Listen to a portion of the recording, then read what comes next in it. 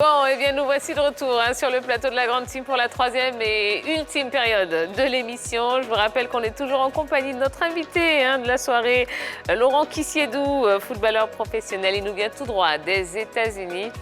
C'est pour ça qu'il y a certaines personnes qui ont essayé de parler anglais sur le plateau, mais ça, c'est pendant la pub. Vous n'avez pas pu l'entendre. Mais la tentative était bonne.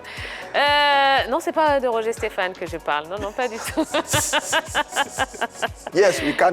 Yes, we can. Oh, OK, absolutely.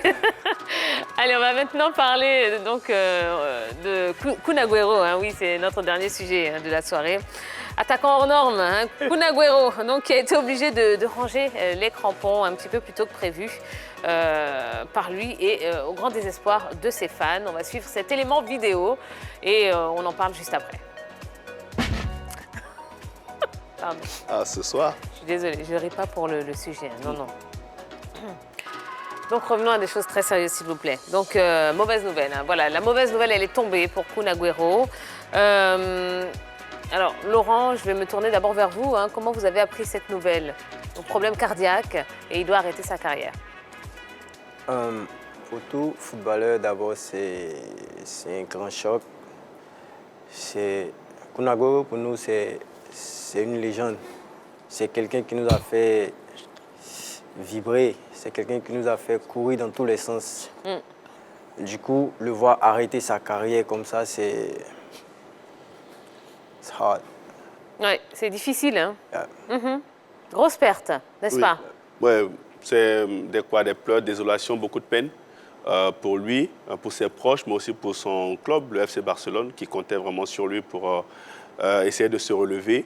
Malheureusement, Kun Aguero arrête sitôt sa carrière, mais aussi à l'image de certains joueurs qui ont aussi arrêté aussi, très tôt leur carrière parce qu'on a détecté aussi des malformations cardiaques à leur niveau. Je pense par exemple à Hermès Faé, notre compatriote. Ouais. On a aussi Dagui Bakary à l'époque aussi qui a dû aussi arrêter sa carrière pour ce genre de maladie. Donc c'est vraiment dommage pour le football et surtout pour ces joueurs-là d'arrêter si tôt. Pourtant, ils ont encore la force de pouvoir continuer, donner du plaisir aux supporters.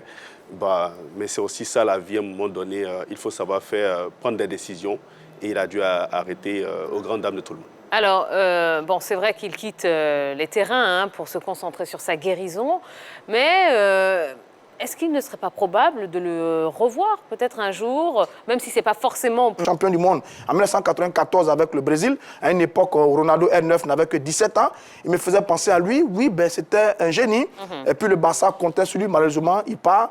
Bon, on est un peu au regret, mais on espère qu'il va retrouver la force et les ressources pour revenir terminer sa carrière sur le terrain. Et c'est vrai que c'est quand même un renfort de taille qui aurait peut-être pu permettre au Barça de rebondir cette saison.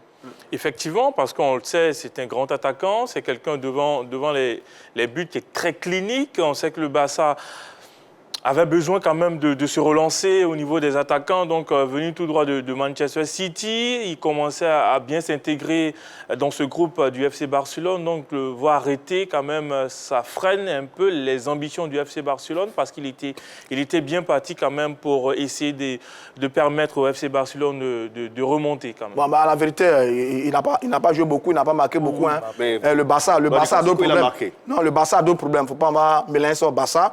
Le Barça a d'autres problèmes à régler, je passe par l'affaire Kun Aguero. D'accord. Quel souvenir est-ce que vous gardez de Kun Aguero? Oh, mais je garde un très bon souvenir, surtout son but qu'il marque à la 94e minute face au Queen's Park Rangers, où il permet à l'équipe de Manchester City de remporter le titre après bien des décennies. Et là, je pense qu'il est rentré dans le cœur des supporters des Citizens. Mais en même temps, moi, je veux soulever une petite problématique. Je me demande aujourd'hui la fiabilité des visites médicales qu'effectuent les footballeurs avant de signer. Comment on n'a pas pu détecter cette malformation cardiaque avant de le faire signer du côté du FC Barcelone? Parce que c'est récurrent aujourd'hui. Beaucoup de joueurs sont obligés d'arrêter leur carrière parce qu'on détecte après des malformations cardiaques à leur niveau. Et ça remet un peu en cause les visites médicales du côté des footballeurs ces derniers temps. D'accord. Bon, moi, je pense que c'est ce qu'il a dit. 13 mai 2012, Manchester City reçoit la formation de Queen's Park Rangers. Le reste, c'est en vidéo. D'accord. Oui. Laurent? C'était mon moment. Pardon? C'était mon moment aussi. Ah ouais? Ouais, je courais partout. Ah bah Je crois que c'était le coéquipier préféré de Lionel Messi sur le front de l'attaque de l'équipe de l'Argentine, non? Oui. Parce que Messi il était régulièrement en conflit avec beaucoup, notamment Dybala et Higuaín. Il préférait Kun Agüero. Bon, le duo a beaucoup marché. Et puis, je crois qu'il n'y a pas longtemps, il était le gendre de Diego Maradona. C'est bien ça, avec Boris Vert. Oui, il était le gendre de 4 Diego ans. Maradona, avec qui il s'entendait très bien, qui a dû lui montrer quelques petits secrets. Bon, il va nous manquer sur le terrain. Kun Agüero. D'accord. Bon, et ben voilà. En tout cas, ça y est, il a raccroché les crampons. On lui souhaite une bonne guérison. Voilà. Et puis on espère peut-être le retrouver sur un terrain pour la saison prochaine. Forcément, il y a d'autres ambitions pour la saison prochaine. Mais après, on attend de voir après, il faut sécuriser les poches, quoi. Voilà.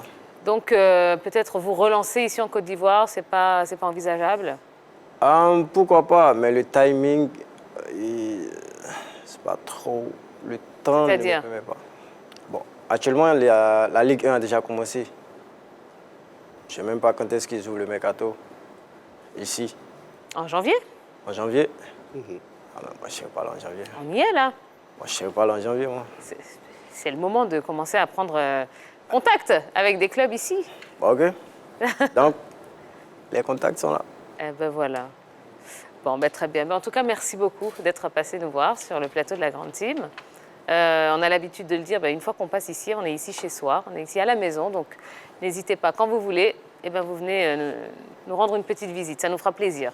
Merci Tia, merci à la Grande Team, and thanks for the invite. Eh bien, de rien. Bon. Vous avez compris ça, Oui, oui. René Stéphane? Il dit merci. Non, il n'a pas dit ça. Il n'a pas dit ça. C'est ce qu'il a dit. Il n'a pas dit ça. Il a dit merci. Merci pour. Merci, champion. À bientôt. Allez, ça y est, c'est la fin de ce numéro de la Grande Team. Merci d'avoir passé votre soirée en notre compagnie. N'oubliez pas les rediffusions demain à partir de 8h et à 14h30. Et puis, on se retrouve pour un nouveau direct. Ce sera demain soir pour la dernière de la semaine. Ce sera à partir de 20h30. Évidemment, ce sera sur la 3. Voilà, excellente soirée à tous. À demain. Bye bye.